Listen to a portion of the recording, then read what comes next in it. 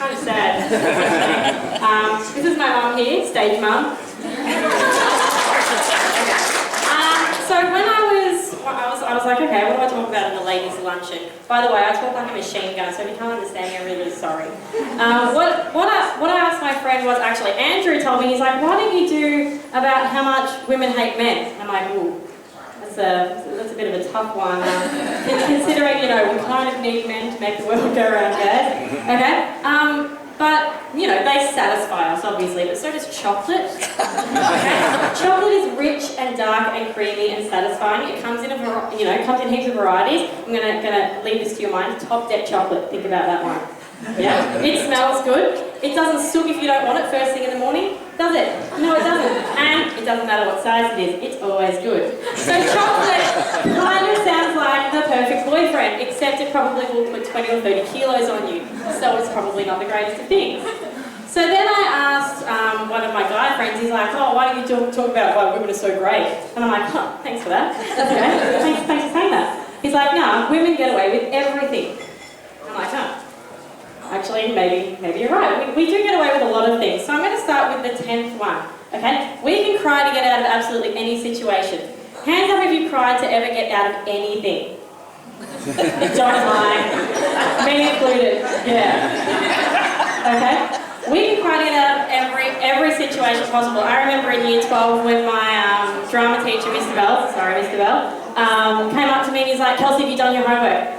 Burst into tears, and I just walked out of the room. Did not come after me. I just went and hang out with the music students. Probably not the greatest of ideas. And my friend actually the other week cried to get out of a speeding fine. Mind you, she had a massive amount of cleavage going on too. Another thing that we can get away with that guys don't have. The majority of guys anyway. Okay? She has like amazing cleavage. I actually can't do that because it's like looking into a really deep, dark hole, and it's really not a pleasant thing. My mum got the boob gene, I did it. What's going on there? Thanks a lot, Mum. Okay? So then I thought about number 9. We can wear makeup. Okay? Guys can wear makeup too, but they look kind of creepy. Okay? Unless they're in the Rocky Horror Picture Show, then it's kind of okay. Okay? But we don't have ugly days, because we can cake on makeup about this thick, which is exactly what I've done today. Okay? I usually look really hideous. You don't want to wake up next to me in the morning. Okay? So, we can put makeup on. Guys, if they have an ugly day, they have a damn ugly day. Okay? There is no going back to that, except for cosmetic surgery, but that takes a lot longer than putting on makeup. Okay? The next one, we can wear heels. Okay? Heels are amazing. Wedges, stilettos, everything. They make our legs look long. We look really skinny. Okay? There is no such thing as short woman's complex, but there is such a thing as short man's complex, isn't there? Yeah. Okay? So we can actually change our height, whereas guys can't. Which brings me to the next one. Women can be short. If we're short, we're cute and petite, and it's really lovely. If guys are short, they just look like Frodo Baggins out of Lord of the Rings. And nothing is going to change that. Absolutely nothing. You can have platforms if you want to, but you're probably going to be judged by a lot of people. So I suggest don't do it unless that's what you're into. Okay? Next one. It is really cute to be a daddy's girl. Okay, when I was younger, obviously, Mum was the academic side, Dad was the sporty side, Dad was like my own personal taxi. And so he'd drive me around and everyone's like, oh, that's so cute, Dad drives you everywhere, oh, he does heaps of sport with you. Okay? But yet, if you're a mummy's boy, it's seen as sad and you might as well rip the testicles off the boys then and there because it's just getting rid of the manhood. Okay? It's not cute to be a mummy's boy. Next one.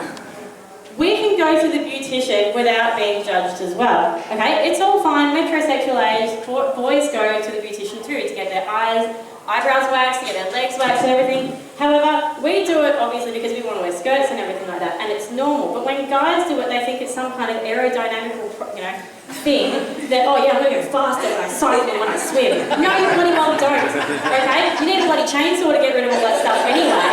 And it's not going to make you go faster, why don't you wear a bloody jetpack? Okay? Next one, okay? We, obviously, it's a scientific fact, don't have to drink as much as men to get intoxicated. Which is a good thing because we save money. That's the end of that one, that's all I have for that one. It's true though. Next one. Totally not crazy with anything. We got off the Titanic first. Think about it, there was so much room on that plane for Wood for Jack, but she did not care at all. Okay? She's smart. And the last is quite possibly the best one out of all of them. We can bleed for 5 to 7 days and not die. That's a miracle, that one is. Okay, that's a miracle.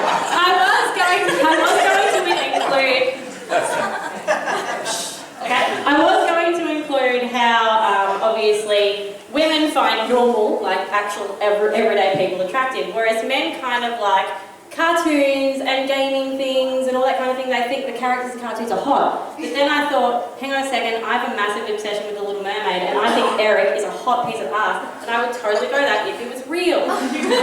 So, that, yeah, okay.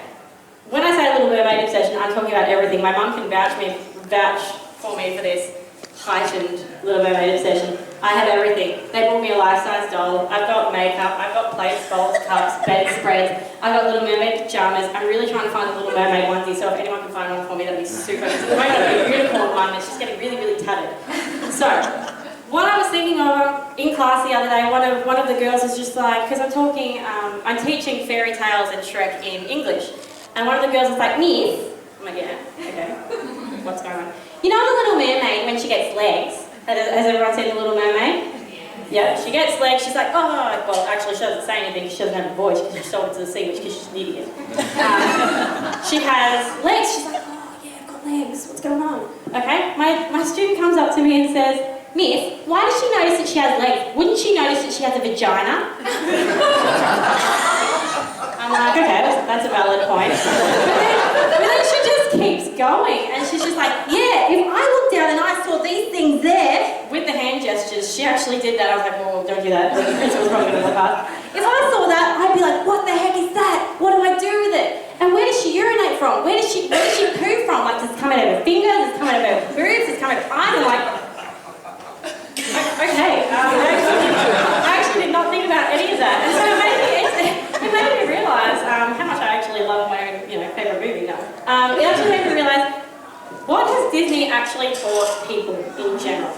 Okay? So obviously The Little Mermaid, I actually don't know what they have on the fins, let's be honest. I'm probably going to Google that when I get home though. Little Mermaid taught me that my hair is going to be super hot underwater, and when I come out, it's going to be the exact same. So is my makeup. And I'm pretty sure I actually tried this a few years ago, and I walked into the ocean, I came back out thinking I'm going to look like some kind of Baywatch character, and instead I looked like something out of A Grudge. And the water was dripping everywhere, it was absolutely horrible. And another thing that Little Mermaid taught me is that I can make friends with crabs.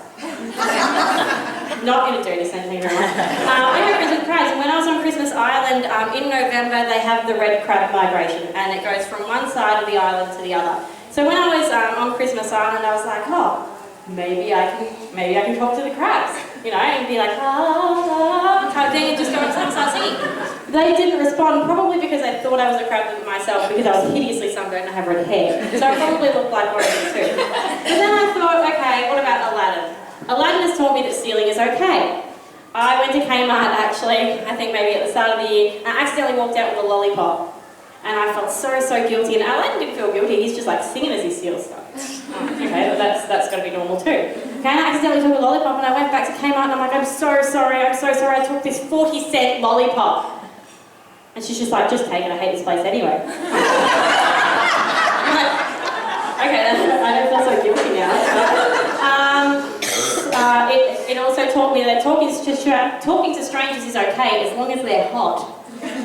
I've taken that approach in my everyday life now, so I give my number to random people on the street. I actually get a 50% response, so it's actually okay. So just do that from now on, okay? Snow White. Living with 7 midgets with personality disorders is super normal, okay? And you also have to cook and clean for them. I'm pretty sure I'm not going to be doing that anytime in life, and I'm pretty sure I'm not going to find 7 midgets all around each other. Who does that? Right? I've seen 1 or 2, maybe a couple, but I've never seen 7 of them. It's just not natural, okay? What about Belle? Belle from Beauty and the Beast. She makes out with a beast. It's like bestiality. And for a second thing, that's like me making out with my dog or something. Except my dog's a female, so that's kind of a lesbian dog. I'm not really sure, but that's kind of weird. Okay? And she also taught me that walking around singing and narrating everything is totally normal. It's not normal. People judge you. Okay? If you walk into the car, I'm going to get in the car and sit on my seat. Okay? It's it's people are going to judge you. You can't do that. The next one, Cinderella taught me to rebel. Okay, so because she snuck out at night time, I know her stepmother was a horrible, horrible human being, but she taught me to rebel. Lucky for my mother, I did not rebel, and I was studious. No, I wasn't. I was lazy as shit. Timon and Pumbaa, first advocates for gay marriage. Think about it.